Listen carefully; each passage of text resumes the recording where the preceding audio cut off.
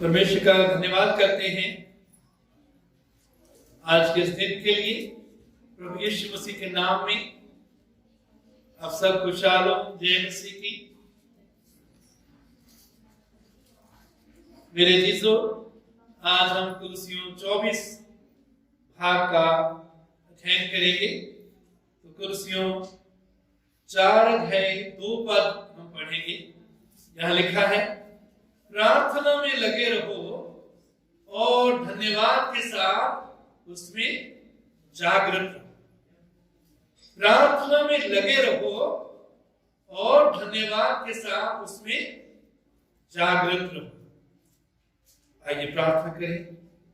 महान प्रभु, तेरा धन्यवाद देते हैं, तेरी स्तुति महिमा बड़ाई करते हैं आज के दिन के लिए। प्रभु, हमारी विनती है, अपने पवित्र आत्मा के द्वारा हमें प्रार्थना में लगे रहना सिखा। हमारी प्रार्थना के जीवन को मजबूत कर दो। ओ हालेलुया। तेरे वचन से जो कुछ भी हम आज सुनते हैं प्रभु, सीखते हैं, ये हमारे जीवनों में जड़ पकड़ने पाए और हमें प्रत्येक का जीवन सचमुच में प्रार्थना में लगे रहने वाला बन सके, ताकि हमारे जीवनों में और जीवनों के द्वारा तेरी महिमा हो सके। हम तेरी इच्छा के केंद्र में रहे प्रभु। ओ हालेलुया। तेरे राज्य को बढ़ा सके प्रभु, बहुतों के लिए हम बरकत बने प्रभु यीशु के नाम से मांगते हैं, हालेलुया। प्रार्थना में लगे रहो और धन्यवाद के साथ उसमें जागृत रहो। यह सिर्फ यही नहीं लिखा कि प्रार्थना करो, क्या लिखा कि प्रार्थना में लगे रहो। क्यों कहा गया है प्रार्थना में लगे रहो? क्योंकि प्रार्थना करने में बहुत बार हम ढील करते हैं, सुस्ती करते हैं, लापरवाही करते हैं। प्रार्थना हम करना कई बार छोड़ देते हैं और प्रार्थना करना कई बार आसान भी नहीं लगता। इसलिए वचन कहता है, प्रार्थना में लगे रहो। बोलो, प्रार्थना में लगे रहो।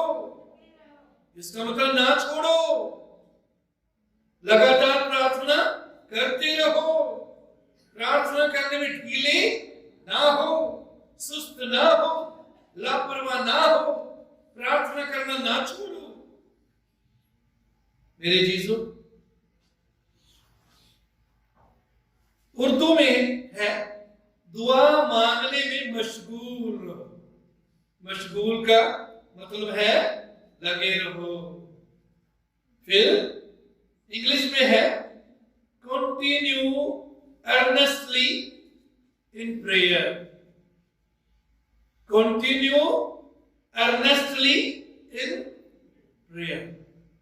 Continue का मतलब लगातार, earnestly का मतलब है जोर देकर। earnestly का अर्थ क्या है जी? जोर देकर प्रार्थना करो, उसमें लगे रहो।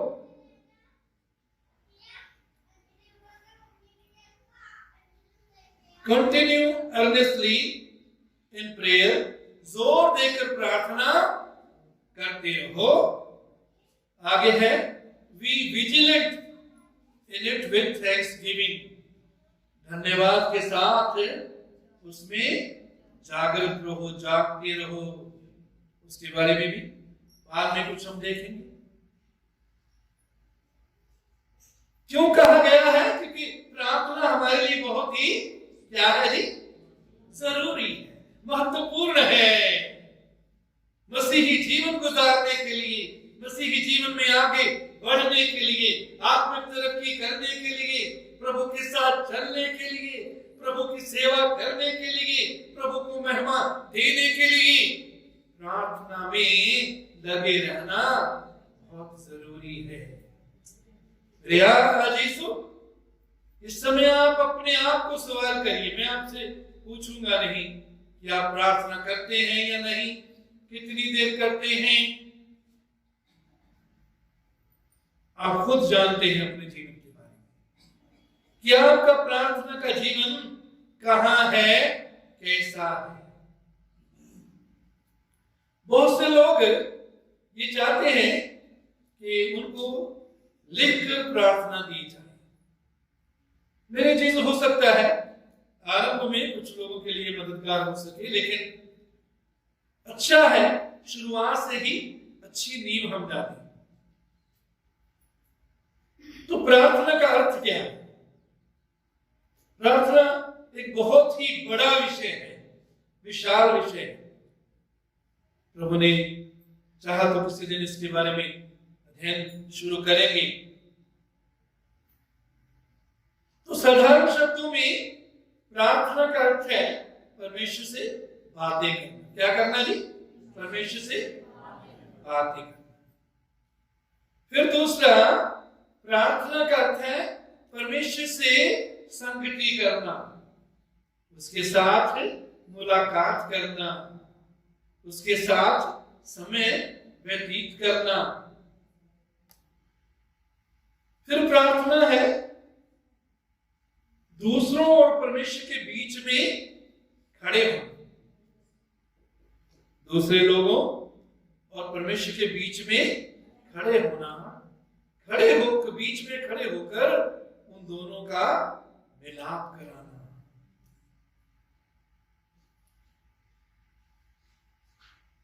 हो सकता है हम में से कुछ लोग अभी सोचते हो कि जो हम समझते हैं वो तो बोला नहीं अभी तक।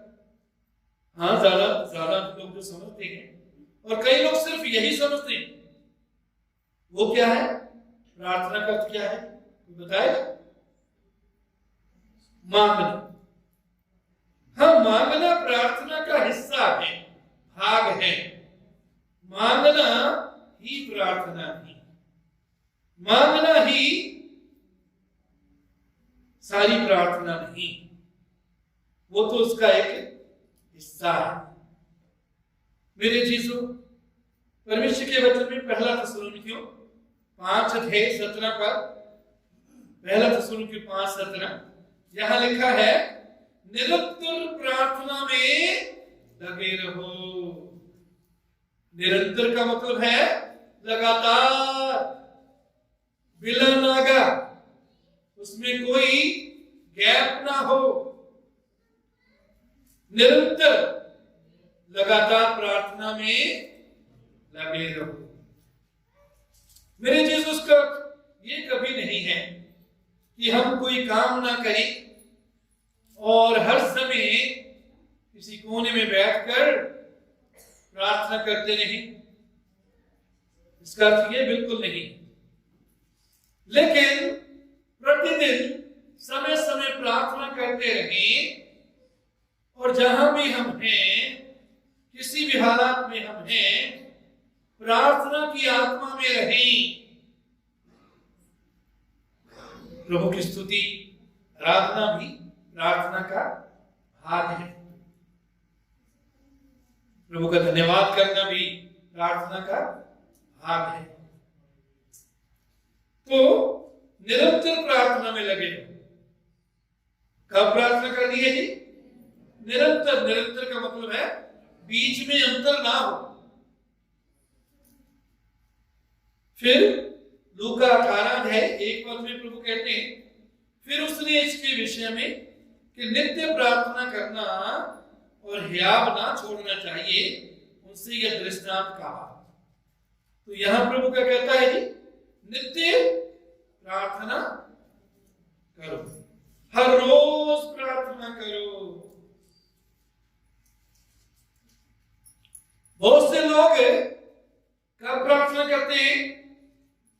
जब वो किसी मुश्किल में हो, जब कोई परेशानी आ जाए, जब कोई समस्या आ जाए, तब प्रार्थना करते हैं।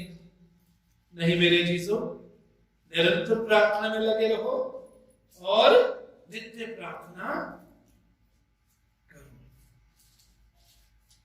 हम परमेश्वर के वचन में दानियल के बारे में देखते हैं कि वो दिन में 3 बार प्रार्थना करता है। कितनी बार जी? 3 बार प्रार्थना करता है, सुबह, दोपहर और रात। और भजनों में दाऊद 7 बार प्रार्थना करने के बारे में बात करता है। कितनी बार जी? 7 बार प्रार्थना करने की बात करता है। मेरे चीजों, प्रार्थना हमारे आत्मिक जीवन का सांस है। यदि आपका सांस बंद कर दिया जाए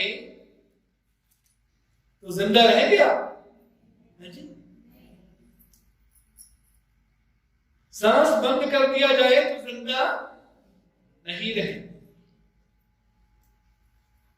हमारे आत्मिक जो मनुष्य है, भीतरी जो मनुष्य है, उसका सांस जो है प्रार्थना है, उसका भोजन वचन है। हमारे आत्मिक जीवन का, हमारी आत्मा का, हमारे अंदर के मनुष्य का, नए मनुष्य का भोजन क्या है जी? परमेश्वर का वचन। और उसका सांस जो है वो क्या है? प्रार्थना। अब देखिए, अपने जीवनों की जांच करिए कि आप आत्मिक रीति से सांस ले रहे हैं या नहीं, आत्मिक भोजन कर रहे हैं या नहीं।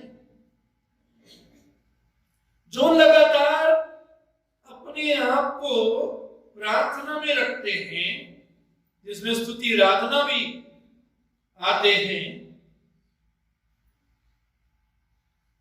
वो आत्मिक रूप से तंदुरुस्त है। इसके साथ ही साथ परमेश्वर के वचन का भोजन अपने आत्मा को लगातार देते हैं, वो लगातार आत्मिक रीति से बढ़ते हैं। उनका अंदर का मनुष्य, उनका आत्मा मजबूत होता है, बलवान होता है। जब मजबूत होता है, बलवान होता है, तो वो लोग अपने पुराना जो मनुष्य उनका है, बाहरी मनुष्य जो उनका है, जो शारीरिक हमारा स्वभाव है, उस पर वो जय पाकर चलते हैं। बहुत जरूरी है कि हमारा आत्मिक मनुष्य मजबूत हो। तो उसके लिए सांस की जरूरत है, वो सांस प्रार्थना है। उसको भोजन की जरूरत है, वो भोजन प्रभु का वचन है। मेरे यीशु प्रभु यीशु ने मत्ती 26 अध्याय 41 पद में कहा है, जागते रहो और प्रार्थना करते रहो कि परीक्षा में ना पड़ो, आजमाइश में ना पड़ो, बुराई में ना गिरो। उसके लिए क्या करना है जी? प्रार्थना करते रहना। जागते रहो और प्रार्थना करते रहो। या अब फैसला कीजिए कि आप सो रहे हैं या जाग रहे हैं।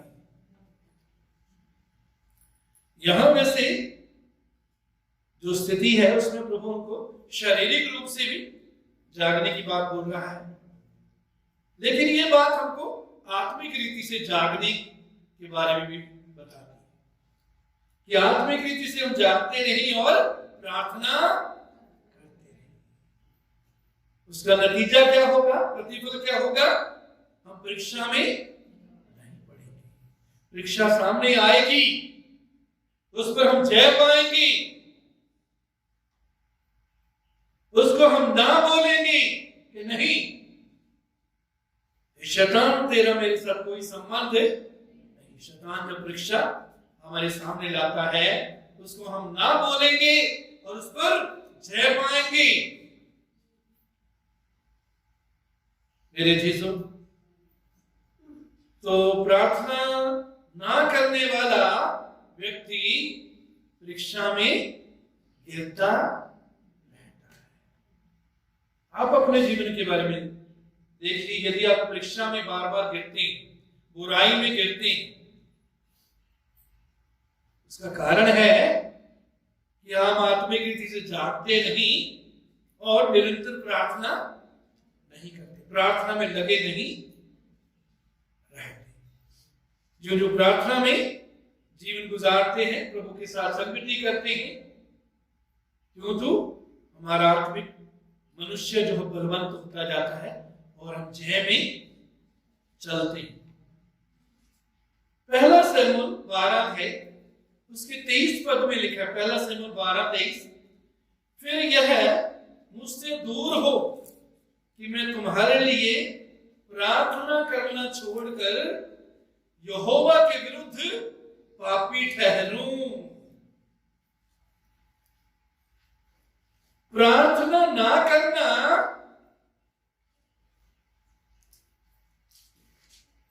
शमूएल नबी क्या कहता है कि प्रार्थना ना करना क्या है? यहोवा के विरुद्ध, परमेश्वर के विरुद्ध पापी ठहरना। तो आज आप अपने जीवन की जांच करिए कि आप में से कौन कौन है जो प्रार्थना नहीं करते। तो याद रखिए, वो यहोवा के विरुद्ध अपने आप को पापी ठहराते हैं।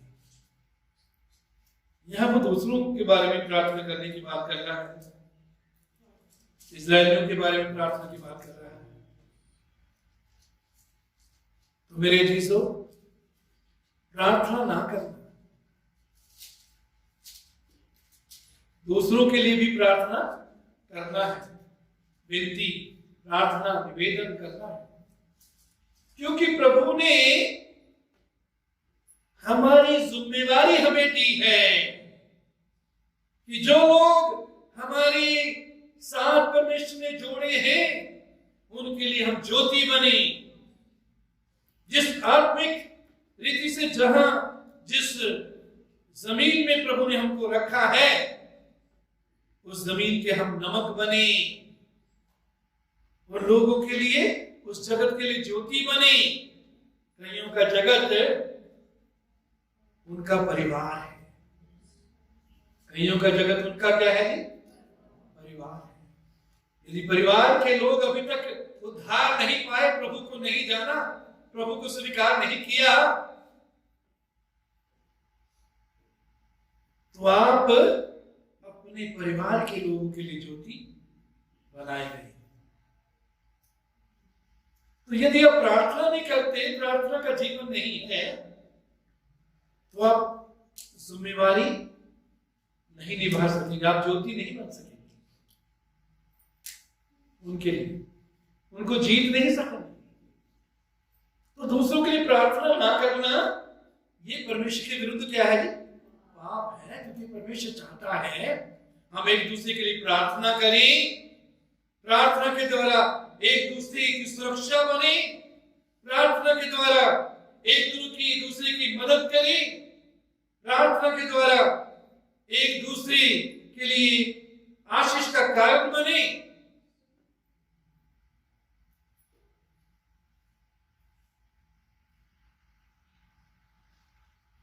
आज कोई छोड़ेगा यहोवा के विरुद्ध पाप करना? आज कुछ को पश्चाताप करने की जरूरत है मेरे चीज। आज हमें से कुछ को पश्चाताप करने की जरूरत है, क्योंकि प्रार्थना ना करके हमने यहोवा के विरुद्ध, परमेश्वर के विरुद्ध क्या किया है जी? जोर से बोलिए थोड़ा सा, क्या किया है? पाप किया है। इस पाप से पश्चाताप करना है, इस पाप को छोड़ना है। ये पाप पहले हमने देखा, ये पाप करने से परीक्षा में गिरते हैं मेरे चीजों। उसके बाद हम देखेंगे कि कुछ बातों के लिए परमेश्वर के वचन में हमको प्रार्थना करने के लिए बोला गया है।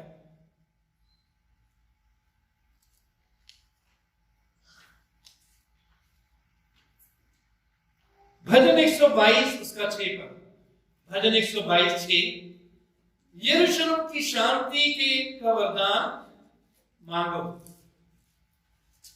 उर्दू में यरूशलेम की सलामती के लिए दुआ करो, इंग्लिश में है pray for the peace of Jerusalem.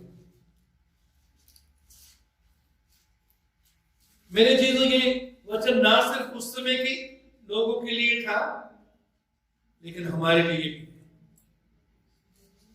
Israeli लोग, हम जानते हैं कि उन्होंने प्रभु को त्यागा हुआ है।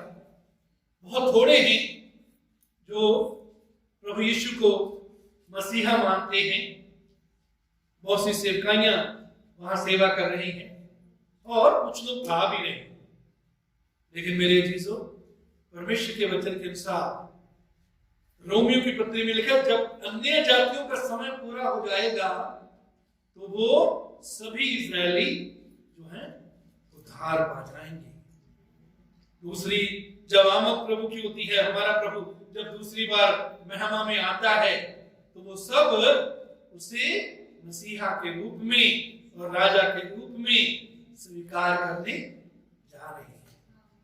और उनको वचन में रोमियो की पत्री में ही है, बाप दादों के प्यारे बोला गया। क्या कहा गया जी? बाप दादों के प्यारे, बाप दादों के वो प्यारे। तो इजरायलियों के लिए प्रार्थना करें। यरूशलेम इजरायलियों की राजधानी थी, तो यरूशलेम जो है इजरायलियों को रिप्रेजेंट करता है, उनकी नुमाइंदगी करता है। तो किन के लिए प्रार्थना करेंगे प्रतिदिन? इजराइल, इजराइल की सुरक्षा के लिए प्रार्थना करें, इजराइल की उन्नति के लिए प्रार्थना करें।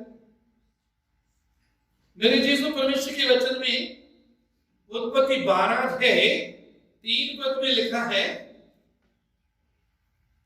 परमेश्वर अब्राहम को कहता है, उत्पत्ति 12:3, जो तुझे आशीर्वाद दे उन्हें मैं आशीष दूंगा। I will bless those who bless you. जो तुझे आशीर्वाद दें, जो तुझे आशीष दें, उनको मैं आशीष दूंगा। इजरायली अब्राहम की संतान है। प्रार्थना के द्वारा और प्रार्थना में हम उनको आशीष दें, उनके लिए आशीष मांगे। परमेश्वर का वायदा है, जो उन्हें आशीष देंगे उनको वो आशीष देगा। तो इजरायलियों के लिए प्रार्थना करें, उनकी सुरक्षा करें। जो खबरें सुनते हैं उनको मालूम है कि वो चारों ओर से दुश्मनों से घिरे हुए, और कुछ साल पहले 6 देशों ने एक ही बार पर हमला कर दिया। परमेश्वर का अनुग्रह इजराइल पर है, परमेश्वर ने इजराइल को जीत दी। सो इजराइल की सुरक्षा के लिए, तरक्की के लिए, उन्नति के लिए प्रार्थना करें। मेरे ख्याल हिंदुस्तान से शायद 1 साल बाद वो जो है नेशन बनी या आजाद हुआ कह सकते हैं। उससे पहले पूरे संसार में तितर-बितर थी, लेकिन हमारे हिंदुस्तान से कई गुना उसने तरक्की कर दी, क्योंकि परमेश्वर के चुने हुए वो लोग हैं। और पूरा वर्ल्ड तकनीक के लिए और हथियारों के लिए इजराइल की ओर देखते हैं। उसके बाद हम देखते हैं पहला तीमुथियुस 2:1-3 में यहां लिखा है, अब मैं सबसे पहले यह आग्रह करता हूं कि विनती, प्रार्थना और निवेदन और धन्यवाद सब मनुष्यों के लिए किए जाए। कितनों के लिए किए जाएंगे? सब मनुष्यों के लिए। जो भी परमेश्वर हमारे संपर्क में लाता है, जो भी परमेश्वर हमारे ध्यान में लाता है, उन सब के लिए हम प्रार्थना करें। पूरे संसार में परमेश्वर की आत्मा के कार्य के लिए प्रार्थना करें। पूरा संसार प्रभु को जाने, प्रार्थना करें। उसके अलावा जो हमारे आसपास के हैं, हमारे परिवार के लोग जो प्रभु से दूर हैं, जो प्रभु में हैं, उनके लिए प्रार्थना करें कि वो उन्नति करें। और विशेष तौर पर जो प्रभु से दूर हैं, हमारे आस पड़ोस के लोग, गली के लोग, मोहल्ले के लोग, गांव के लोग, कस्बे के, शहर के लोग, हमारे जिले, हमारे सूबे, हमारे देश के लोग, उनके लिए क्या करें जी? प्रार्थना करें कि वो उद्धार पाएं।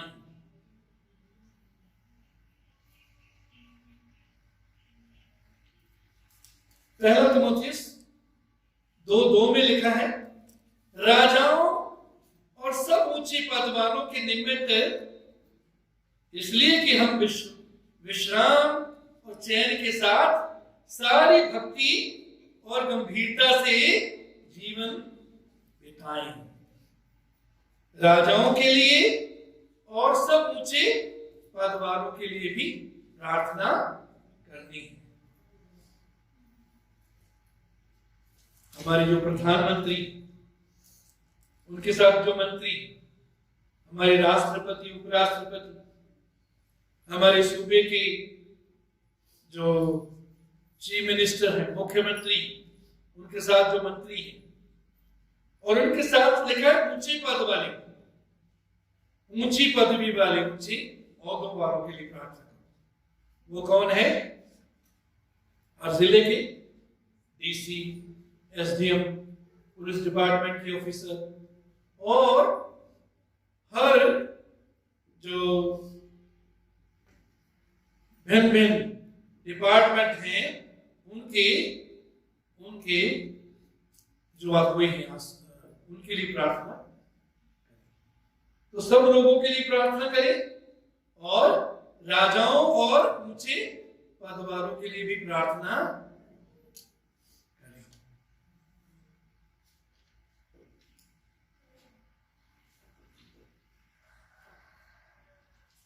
अब सवाल आता है कि क्यों राजाओं के लिए क्यों करें?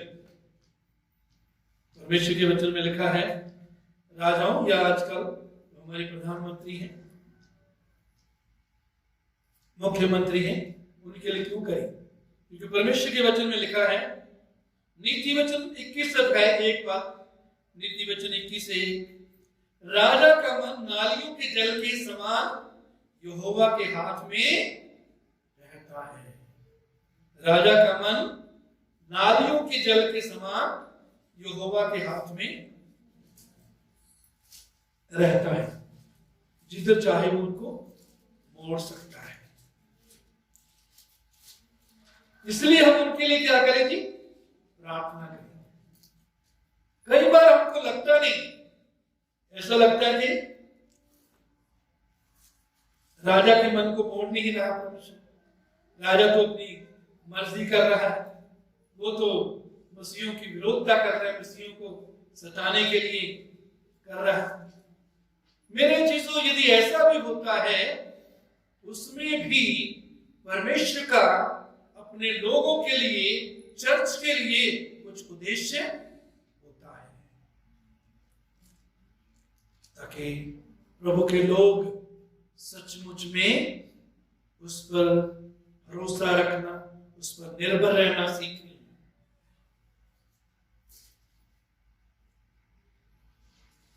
तो हिस्ट्री में कई बार देखा है कि बहुत से राजा ऐसे हुए जो मसीहियों को जिन्होंने सताया। कैसा भी है राजा, वचन कहते हैं उनके लिए क्या करो? क्या करो जी? क्या करो? कि परमेश्वर उनको बुद्धि दी,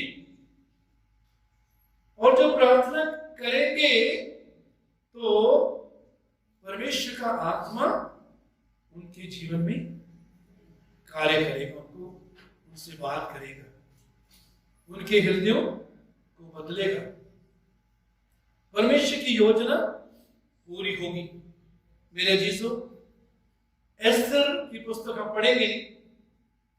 एस्तर की पुस्तक में हम देखते हैं कि राजा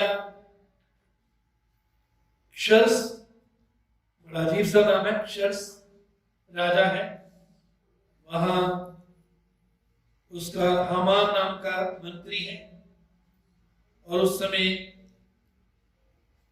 उसकी राजा की जो है रानी एस्तर उसकी रानी है, रानियों में से एक रानी है, और मुर्देकाई उसका रानी का रिश्तेदार है।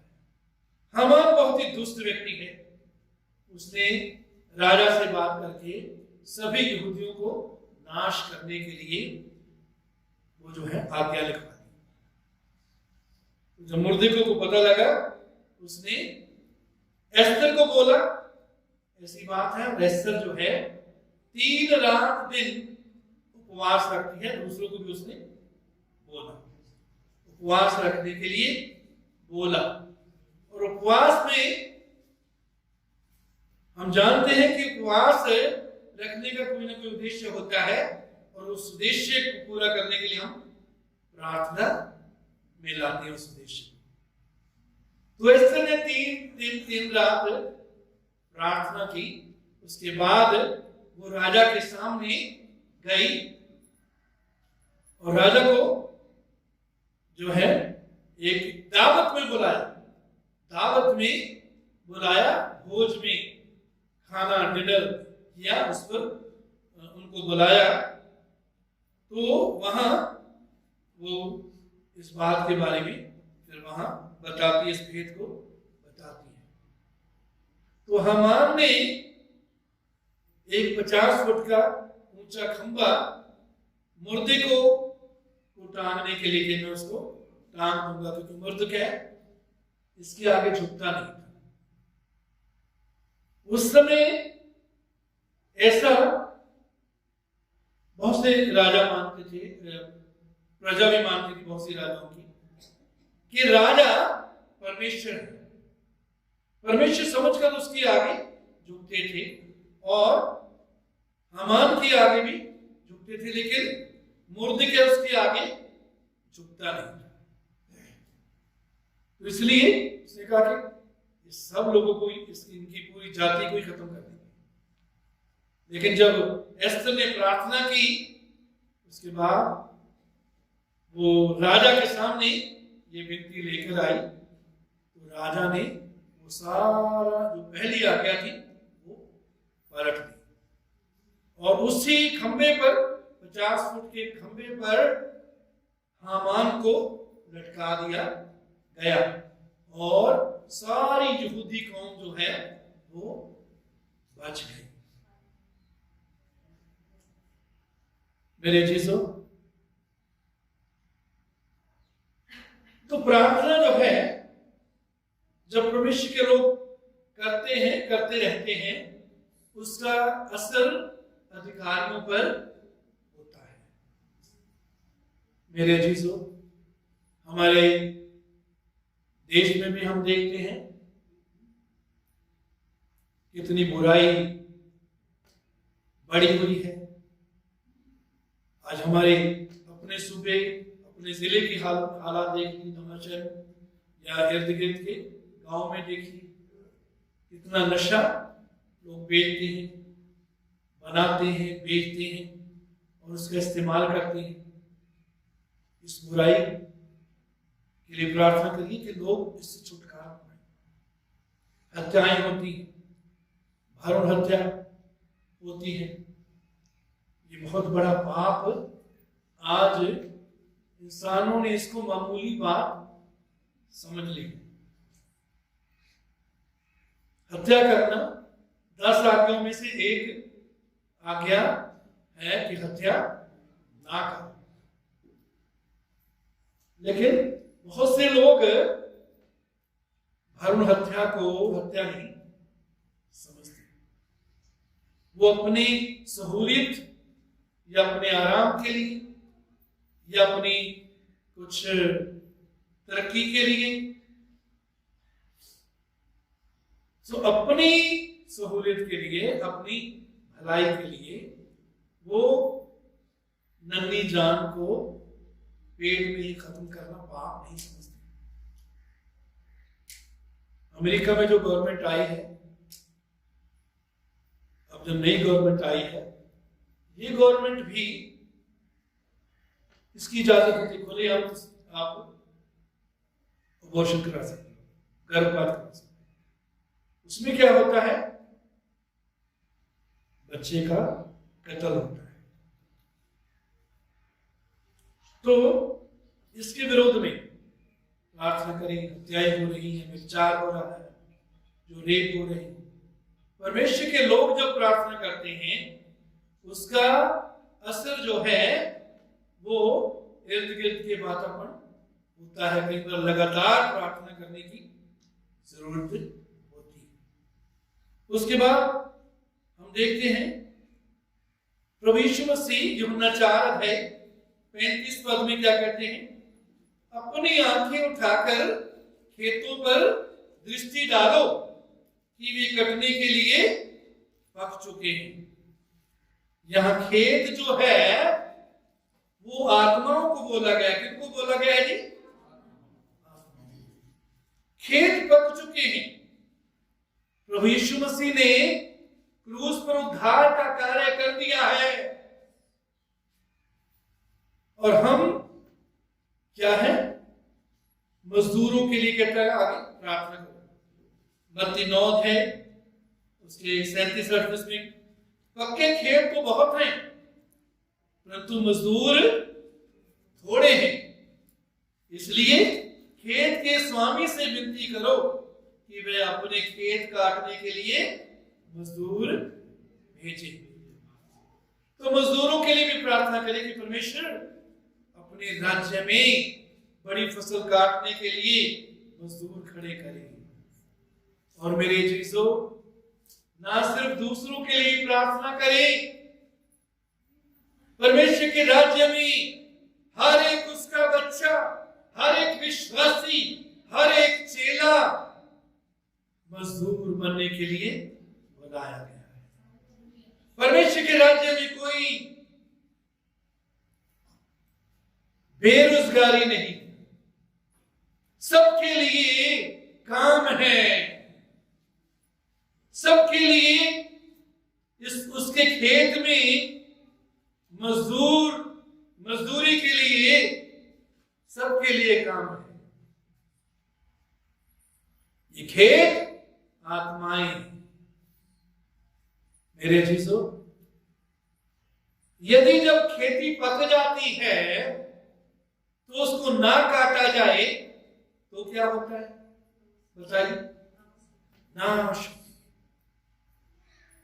यदि खेती को हम काटेंगे नहीं तो खेती क्या हो जाएगी जी? नाश हो जाएगी।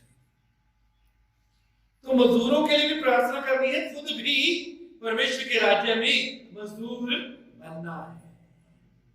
हर एक विश्वासी सेवा के लिए बुलाया गया है। इफिसियों की पत्री में 5 तरह की जो सेवा है वो कहते इसलिए दी गई ताकि पवित्र लोग सिद्ध हो जाएं और सेवा का काम किया जाए। इंग्लिश में और पंजाबी में बिल्कुल क्लियर है, ताकि उनके द्वारा सेवा का काम किया जाए। पवित्र लोग मतलब विश्वासी सिद्ध हो जाएं, मैच्योर हो जाएं, सियाने हो जाएं। इस काम के लिए, सेवा के लिए। किसके लिए जी? सेवा के लिए।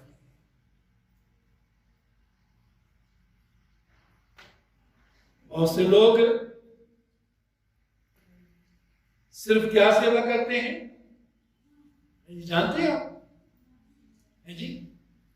बताएगा क्या सेवा करते हैं? दरिया गर्म करना, कुर्सियां गर्म करना। जब बैठते हैं तो दरी कुर्सी गर्म हो जाती है। नहीं मेरे चीज, यही हमारी सेवा। हम बुलाए गए हैं नाश होने वाली आत्माओं को आग में से झपट कर निकालने के लिए। हमने उद्धार पा, हम बच गए हैं, उसके लिए परमेश्वर का धन्यवाद करेंगे। लेकिन सिर्फ इतना ही काफी नहीं। जो नरकी और रूही जा रही हैं उनको हम प्रभु के राज्य में लाएं, प्रभु के लिए जीते। प्रभु यीशु ने यूहन्ना 15 अध्याय इसकी 8 पद में कहा, मेरे पिता की महिमा ऐसी सी होती है कि तुम कितना फल लाओ, कितना फल लाओ। ये फल यहाँ आत्मा के फल के बारे में बोला गया है, लेकिन इसके साथ साथ आत्माओं को प्रभु के राज्य के लिए जीतने का फल भी है।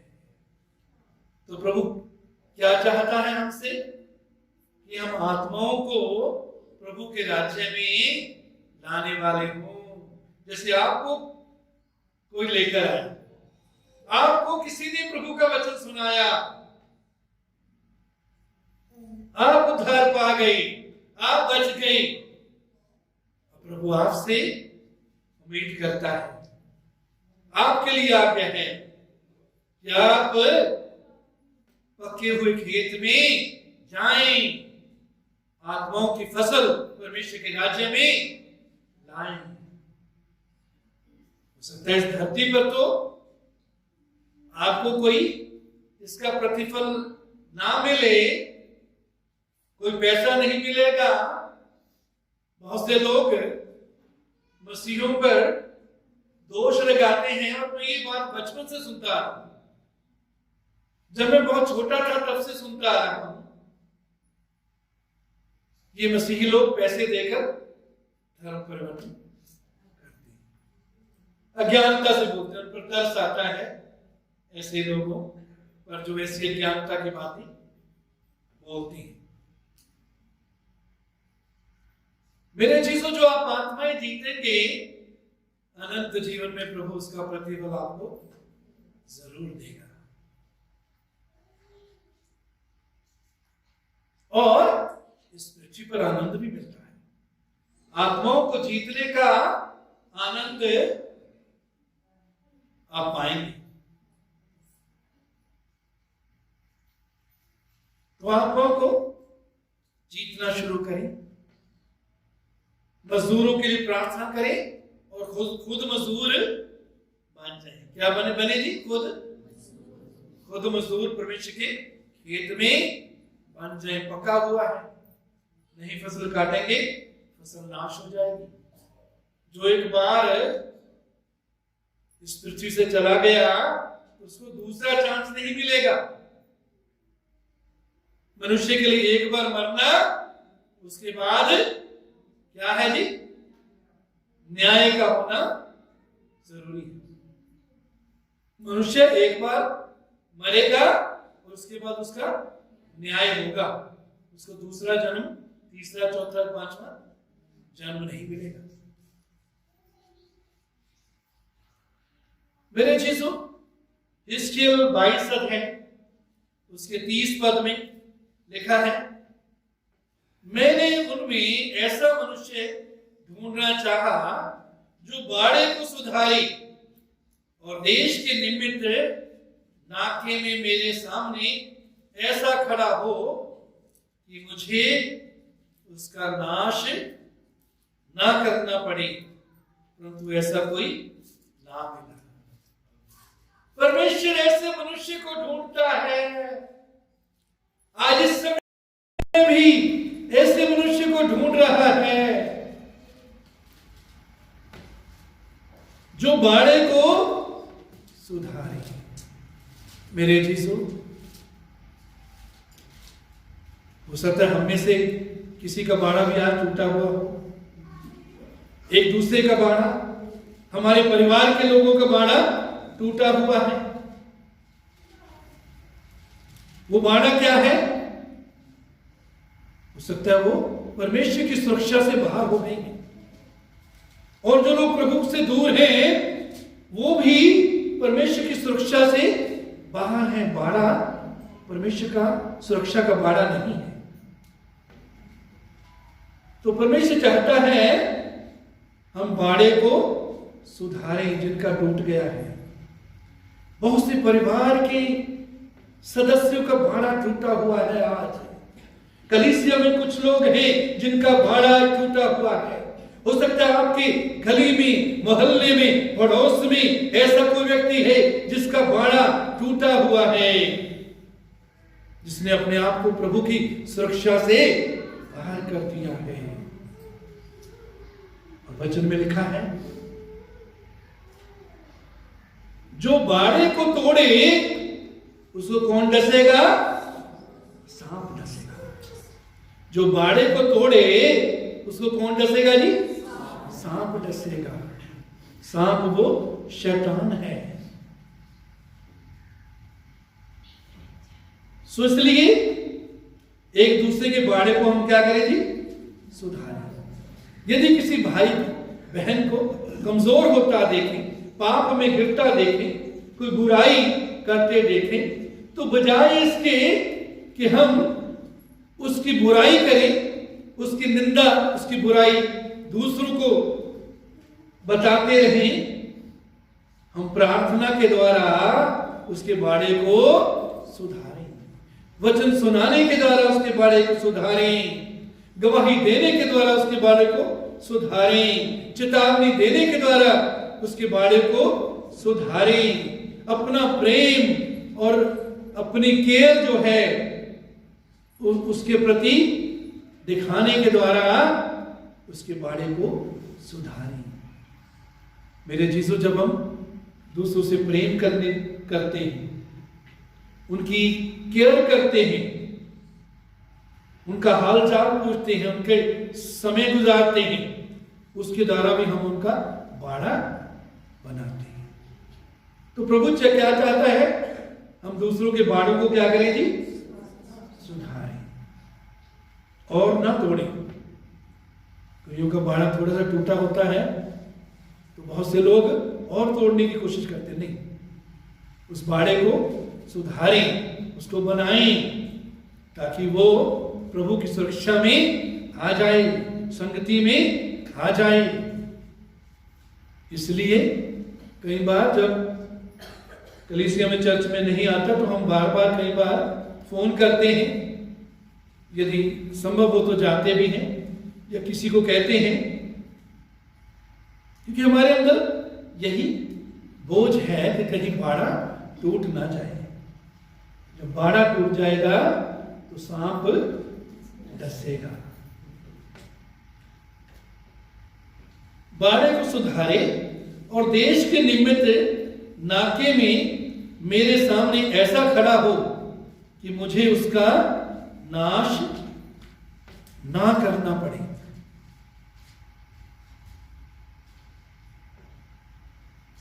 देश में के निमित्त नाके में मेरे सामने खड़ा हो। नाका क्या है? परमेश्वर और मनुष्य के बीच में खड़े होना। जब हम दूसरे के लिए प्रार्थना करते हैं, प्रभु उसको क्षमा कर, प्रभु उस पर दया कर, मेरे भाई पर दया कर, मेरे बच्चे पर दया कर, मेरे पड़ोसी पर, कलीसिया में जो भाई बहन इसको इस पर दया कर। प्रभु प्रार्थना में हम मांगते हैं दया, तो हम परमेश्वर और मनुष्य के बीच में नाके में खड़े हो जाते हैं, ताकि उनका मिलाप जो है परमेश्वर से दोबारा हो जाए। तो बड़ी जिम्मेवारी हम पर है। प्रार्थना करना सिर्फ मांगना नहीं। यशाया 6:8 में परमेश्वर कहता है, तब मैंने प्रभु का यह वचन सुना, यशाया 6:8, कि मैं किसको भेजूं और हमारी ओर से कौन जाएगा। कहता मैं किसको भेजूं और हमारी ओर से कौन जाएगा। तब मैंने कहा, मैं हूं, मुझे भेज। मेरे जीसू, आज परमेश्वर आपसे भी सवाल कर रहा है कि खेत पके हुए हैं, वो फसल नाश ना हो जाए, उस फसल को मेरे भंडार में कौन लाएगा, कौन जाएगा। क्या आज आप कहने के लिए तैयार हैं कि प्रभु मैं जाऊंगा, मैं जाऊंगी।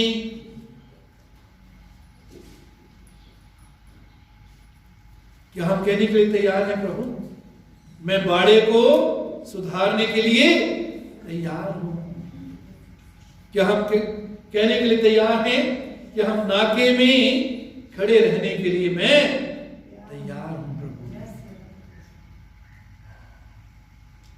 प्रार्थना करना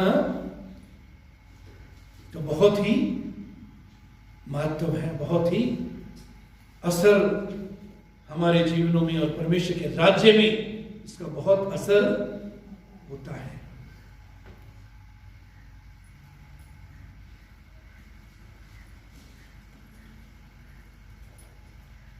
मेरे चीजों, मत्ती 6 है 9 पद से 15 पद हम पढ़ेंगे नहीं। यहां प्रभु यीशु प्रार्थना करना सिखाते हैं।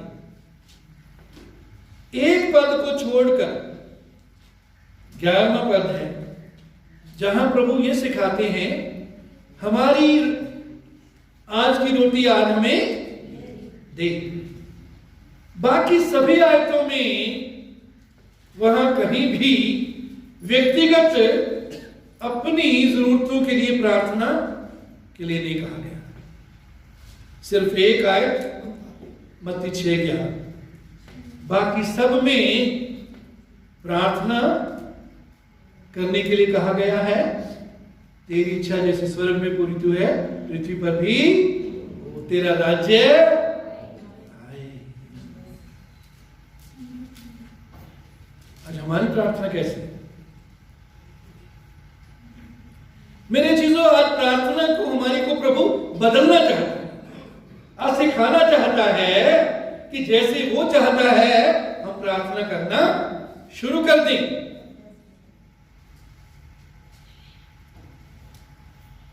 तेरा नाम पवित्र माना जाएगा। कैसे पवित्र माना जाएगा? हमारे जीवनों के द्वारा। हमारे जीवनों में जब वो पवित्र प्रभु को देखेंगे, हमारे व्यवहार में प्रभु को देखेंगे, हमारे बोलचाल में, देखने में, उठने बैठने में, हमारे कामों में प्रभु को जब देखेंगे तो उसका नाम पवित्र माना जाएगा। मेरे जीसु, दूसरा इतिहास 7:14 में लिखा है, तब यदि मेरी प्रजा के लोग जो मेरे कहलाते हैं दीन होकर प्रार्थना करें। दीन होकर क्या करना है जी? प्रार्थना करना है। दीन का मतलब है, प्रभु मुझे तेरी जरूरत है, मैं तेरे बिना कुछ नहीं कर सकता, मैं तेरे बिना किसी आत्मा को तेरे राज्य में ला नहीं सकता, मैं कोई आत्मा तेरे लिए जीत नहीं सकता, मैं किसी के लिए आशीष नहीं बन सकता, मैं तेरे राज्य को बढ़ा नहीं सकता, मुझे तेरी जरूरत है। प्रभु दीन होकर प्रार्थना करें। घमंडी प्रार्थना ही नहीं करता। घमंडी कहता है मुझे सब कुछ मालूम है, मुझे सब कुछ आता है, मैं बहुत अच्छा हूं, मुझे कुछ सीखने की जरूरत नहीं, मुझे बदलने की जरूरत नहीं, मुझे परमेश्वर की जरूरत नहीं। दीन होकर प्रार्थना करे और मेरे दर्शन की खोजी होकर अपनी बुरी चाल से फिरे तो मैं स्वर्ग में से सुनकर उनका पाप क्षमा करूंगा और उनके देश को ज्यों का त्यों कर दूंगा। परमेश्वर के लोग जब प्रार्थना करेंगे, परमेश्वर का वायदा है कि मैं उनके देश को क्या कर दूंगा जी? ज्यों का त्यों। ज्यों का त्यों का मतलब है जैसे उसको होना चाहिए, जैसे होने के लिए वो बनाया गया है, उसको मैं वैसा कर दूंगा। मेरे जीजो, परमेश्वर के लोगों की प्रार्थना का प्रभाव बहुत होता है। परमेश्वर चाहता है उसके लोग प्रार्थना करें। परमेश्वर एक बहुत बड़े सेवक हुए हैं, जॉन वेस्ली। वो कहते जब तक कोई मनुष्य प्रार्थना नहीं करता, परमेश्वर उसके बिना कुछ नहीं करता, प्रार्थना के बिना। तो जो हम चाहते हैं परमेश्वर करे, उसके लिए प्रार्थना करें। मेरे चीजों, रोमियो 8:26 पद में लिखा है, इसी रीति से आत्मा भी हमारी दुर्बलता में सहायता करता है, क्योंकि हम नहीं जानते कि प्रार्थना किस रीति से करना चाहिए, परंतु आत्मा आप ही ऐसी है हमें भर भर कर जो बयान से बाहर है हमारे लिए विनती करता है। और मनों का जांचने वाला जानता है कि आत्मा की मंशा क्या है, क्योंकि वे पवित्र लोगों के लिए परमेश्वर की इच्छा के अनुसार विनती करता है। मेरे जीसो, पवित्र आत्मा को जब हम इजाजत देते हैं कि हमारे द्वारा प्रार्थना करें, तो पवित्र आत्मा परमेश्वर की इच्छा के अनुसार हमारे लिए प्रार्थना करता, विनती करता है। बहुत बार हमको पता नहीं होता किस बात के लिए प्रार्थना करनी है, क्या प्रार्थना करनी है। अपनी समझ से तो हम बहुत थोड़ी बातों के लिए ही प्रार्थना कर सकते हैं। तो इसके लिए मेरे चीजों, यदि आपको अन्य भाषा आप बोलते हैं तो अन्य भाषा में प्रार्थना करें। पहला कुरिन्थियों 14:18 में पौलुस कहता है, मैं परमेश्वर का धन्यवाद करता हूं कि मैं तुम सबसे अधिक अन्य भाषा में प्रार्थना करता हूं। तुम सबसे अधिक अन्य भाषा में, गैर जुबान में प्रार्थना करता। अन्य भाषा में जब हम प्रार्थना करते हैं, जब हम प्रभु की पवित्र आत्मा को इजाजत देते हैं, प्रार्थना में उसका इंतजार करते, वेट करते हैं, पवित्र आत्मा हमारे द्वारा आहें भर भर कर विनती करता है। और बहुत बार हम आंसू बहाकर प्रार्थना करेंगे। तो पवित्र आत्मा को अधिकार दे मेरे जीसू। पहला यूहन्ना 5:14-15 में लिखा है, यदि हम उसकी इच्छा के अनुसार कुछ मांगते हैं तो वो हमारी सुनता है। यदि हम उसकी इच्छा के अनुसार मांगते हैं तो वो हमारी सुनता है। परमेश्वर ने अपनी इच्छा अपने वचन में और अपनी आत्मा के द्वारा प्रकट परमेश्वर करता है। और मेरे चीजों, आखिर में मत्ती 6:6 पढ़ेंगे नहीं हम। यहां यीशु मसीह क्या कहते हैं, प्रार्थना जब तू करता है कहां जा, कोठड़ी में जा। कहां जा, कोठड़ी में जा और दरवाजा क्या कर दी, बंद कर। प्रार्थना के समय अपने आप को इर्द गिर्द के वातावरण से दूर कर ले, हटा ले। कोई ना कोई स्थान ढूंढिए जहां आप अकेले में प्रार्थना कर सकें। परमेश्वर के बहुत बड़े सेवक हुए हैं, डीजीएस दिनाकर। वो जब शुरू में उनके पास एक ही कमरा था और वो कमरे के कोने में प्रार्थना करते थे। कोई ना कोई स्थान ढूंढेंगे तो आपको प्रार्थना करने के लिए मिल जाएगा, जहां आप दूसरों से अपने आप को अलग करें। प्रभु यीशु मसीह पहाड़ पर और एकांत में कई घंटे प्रार्थना करते थे। घरों से, आबादी से अपने आप को दूर करके सारी रात भी प्रभु ने प्रार्थना में व्यतीत की। फिर हम देखते हैं प्रेरितों का नाम 10:9 में पढ़ेंगे नहीं, यह लिखा कि पतरस जो है वो छत पर प्रार्थना करने के लिए गया। छत पर प्रार्थना करने के लिए क्यों गया? क्योंकि नीचे के वातावरण से अपने आप को उसने क्या किया जी, अलग किया। फिर हम देखते हैं प्रेरितों का 16:13 में यह पौलुस और उनके साथ सिलास वो प्रार्थना का स्थान ढूंढ रहे हैं। नदी के किनारे प्रार्थना करने के लिए गए, शहर से दूर, आबादी से दूर, शोर से दूर। ये बहुत जरूरी है। जहां भी प्रभु आपको स्थान देता है, अपने आप को इर्द गिर्द के वातावरण से क्या करें जी, अलग करें। प्रार्थना, उसमें भी प्रार्थना करना है, परिवार में भी प्रार्थना करना है, उसका एक अपना महत्व है। दूसरे विश्वासियों के साथ मिलकर भी प्रार्थना करना है, उसका अपना एक महत्व है। लेकिन स्वयं व्यक्तिगत रीति से अकेले प्रार्थना भी करना है। और वो प्रार्थना क्या है? कोठड़ी में दरवाजा बंद करके, बाहर से कोई आवाज देकर कोई सवाल पूछेगा कि चाबी कहां पड़ी है, तो बताना नहीं।